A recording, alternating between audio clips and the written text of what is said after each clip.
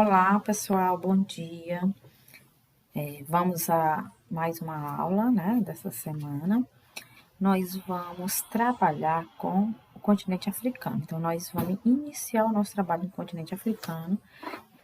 Primeiro, conhecendo um pouco sobre a localização geográfica desse continente e o quadro natural, né, alguns aspectos naturais do continente.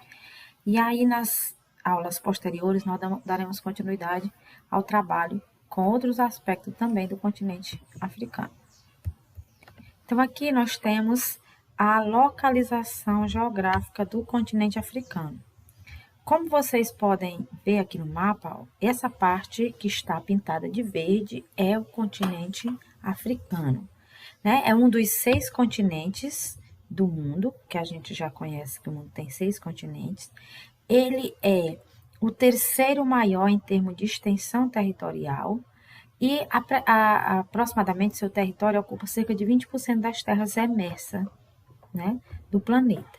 Então, é um continente localizado próximo à linha aliás, ele é cortado pela linha do Equador, ele fica localizado principalmente na região intertropical, né? Então, esse daí é o continente africano, né? Nós já estudamos um pouco sobre o continente americano, e agora a gente vai conhecer um pouco das características desse continente, que é o africano. Aí aqui mais um mapa para a gente entender melhor a localização da África no mapa. Aqui, ó, a gente tem, como eu disse para vocês, ele é cortado por 3 paralelos. Ele é cortado pela linha do Equador, pelo Trópico de Câncer e pelo Trópico de Capricórnio, sendo que a maior parte da sua área é essa daqui que fica na zona intertropical. Então, naturalmente, é um continente que vai apresentar climas quentes em sua predominância. Temos também uma região na parte norte que fica na zona temperada do norte e a parte sul, fica na zona temperada do sul, né? Os limites que ele fazem a oeste aqui com o Oceano Atlântico, a leste é o Oceano Índico, ao norte o limite dele é com o Mar Mediterrâneo e ao sul com o Oceano Atlântico e também com o Oceano Índico, né? Aqui no sul do nosso continente africano. Aí aqui a gente viu que o continente africano é um continente bastante grande, né? Dessa forma, além da grande extensão territorial, ele tem também uma grande diversidade, tanto em aspectos naturais, que nós vamos conhecer daqui a pouco, em aspectos culturais, sociais e econômicos. Para facilitar o conhecimento e estudo de todo esse continente, foram feitas algumas regionalizações. E aqui a gente vai estudar a regionalização que divide o continente africano em 2 regiões. Aliás, em 5 regiões, que é a África Central, Meridional, Setentrional, Ocidental e Oriental. Essa regionalização é a regionalização feita pela ONU, né, que é a Organização das Nações Unidas. Tem também uma outra regionalização que é feita de acordo com os aspectos culturais, que divide o continente africano em apenas 2 regiões, que é a África do Norte, ou setentrional, e a África subsaariana. Então, aqui nós temos essa regionalização de acordo com os aspectos culturais. Tudo que está de cinza aqui é a chamada África do Norte ou África setentrional. Essa parte do continente africano, formado por Egito, Líbia, Tunísia, Argélia, Marrocos e Saara Ocidental, né? Essa região, ela tem apenas esses 6 países, né? E corresponde à região mais desenvolvida economicamente do continente africano. Um outro detalhe que é bastante curioso é que, quando se fala em continente africano, nos vem a ideia de população negra, né? E essa parte da África do Norte, ela é chamada também de África branca. Por quê? Porque há uma predominância de pessoas de cor branca, né? Principalmente e religião muçulmana, né? Então, é uma região chamada de África branca pela predominância de população branca. Tem uma forte relação com a Europa, né, econômica, principalmente pela sua proximidade. Já toda essa parte que está de amarelo aqui, ela é chamada de África subsaariana, que está abaixo no deserto do Saara. Então, esta região é considerada uma região de grande diversidade étnica e cultural, né? Quando a gente estiver estudando população, nós vamos nos intensificar um pouco mais nesse assunto sobre a questão da cultura do continente africano. E aqui nós temos aquela regionalização da ONU que eu falei anteriormente, né? Que divide em 5 partes. Nós temos a África Setentrional, né, de acordo com a ONU, é a região mais desenvolvida economicamente, que apresenta um maior grau de industrialização, como eu falei anteriormente, principalmente pela maior proximidade com o continente europeu e as estreitas relações, né?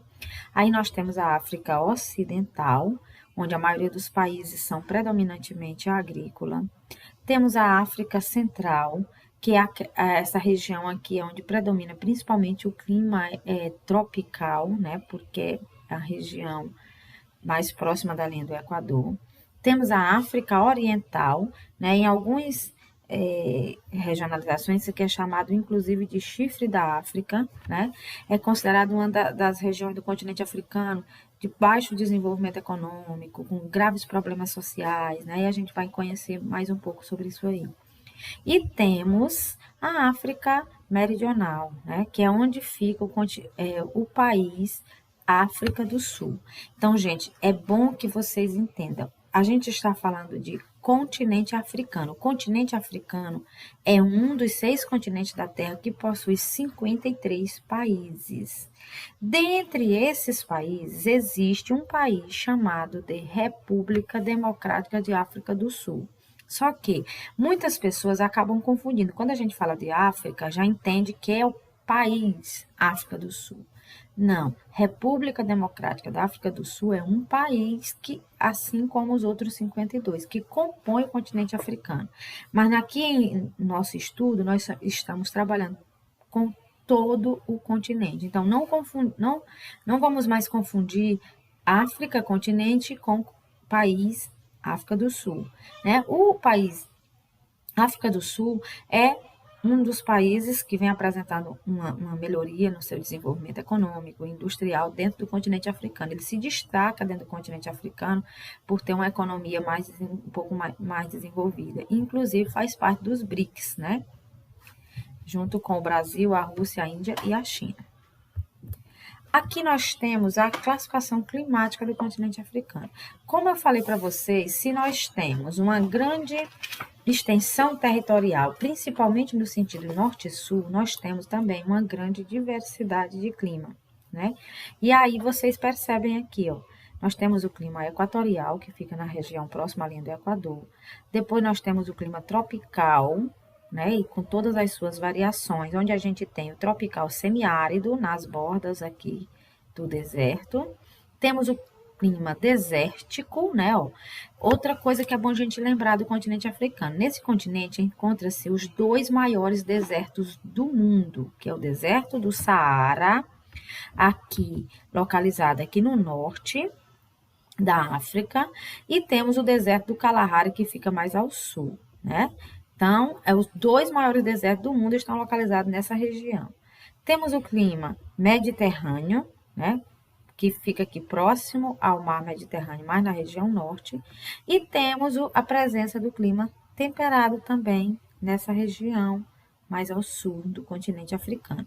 Então, a gente tem uma grande variedade de climas, né, mas predominando os climas com temperaturas elevadas, né, os climas quentes. Aqui, outro mapa onde a gente pode visualizar a relação entre o clima e a vegetação do continente africano. Como nós vimos ali o mapa de clima, aqui a gente tem o mapa que relaciona o clima com a vegetação. Nessa região de clima equatorial, desenvolve a floresta equatorial.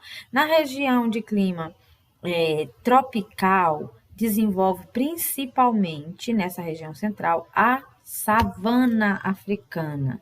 O que é a savana? A savana na África apresenta as características muito semelhantes ao cerrado aqui no Brasil, né? É uma formação vegetal típica de clima tropical, onde os vegetais convivem com dois períodos, né? Um período seco e o outro chuvoso, né?